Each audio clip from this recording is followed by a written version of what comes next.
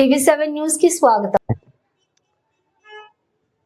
దేవుని పరిశుద్ధ నామానికి స్తోత్రం కలుగును గాక.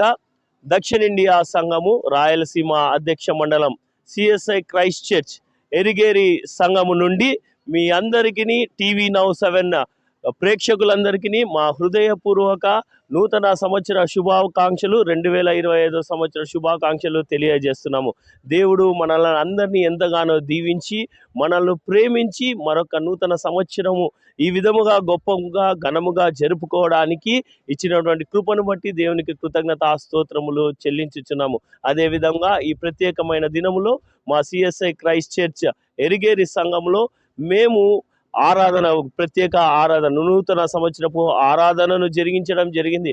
ఈ ఆరాధనలో మన దేశం కొరకును, మన రాష్ట్రము కొరకును, మన ముఖ్యమంత్రి గారి కొరకును, మన నాయకులందరి కొరకును ప్రత్యేకమైన ప్రార్థనలు జరిగించడం జరిగింది.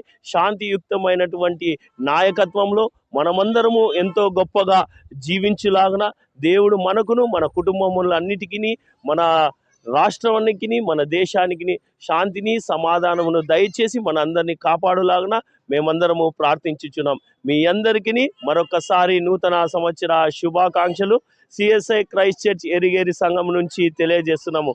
నేను ఆల్బర్ట్ సైమన్ ఇమాన్యుయల్, రాయలసీమ అధ్యక్ష మండలపు పాస్టర్గా మేము పనిచేస్తున్నాము.